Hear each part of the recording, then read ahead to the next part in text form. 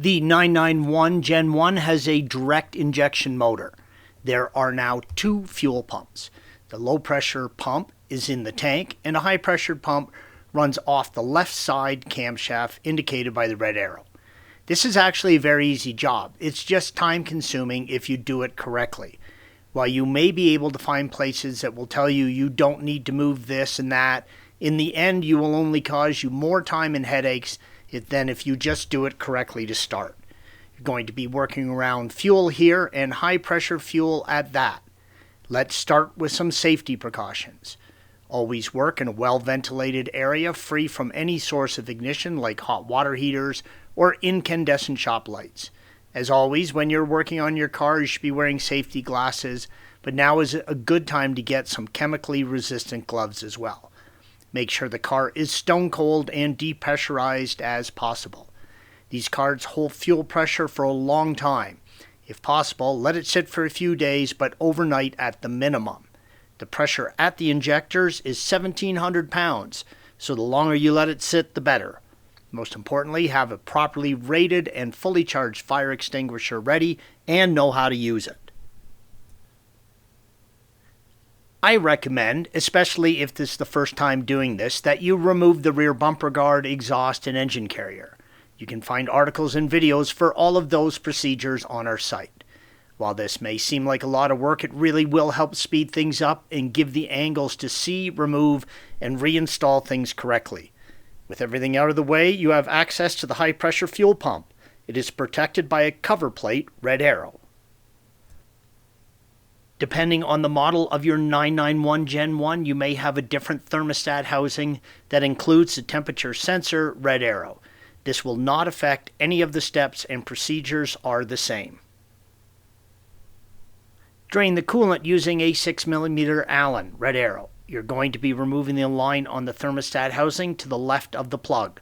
Some people try and jam a plug in to stop the flow, but I find this is a good time to give the system a flush and fill. Your choice.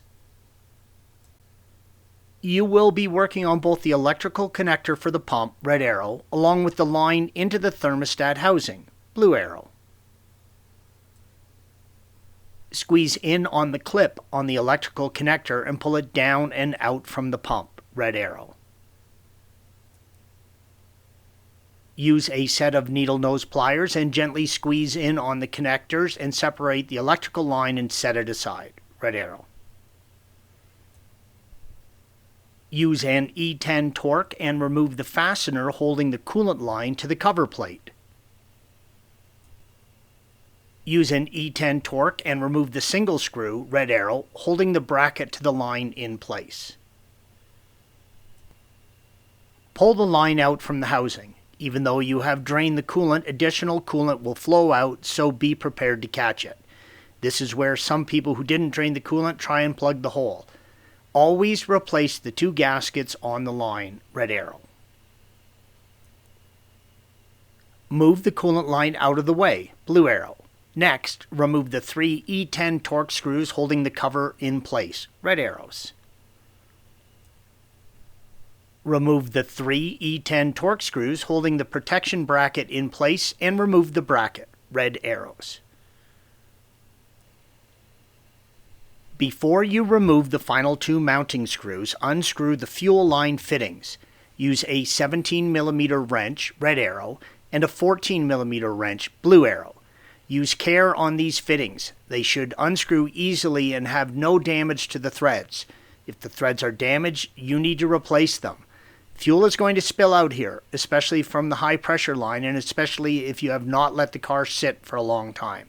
It's a good idea to cover the ends of the fittings with a rag while breaking these loose.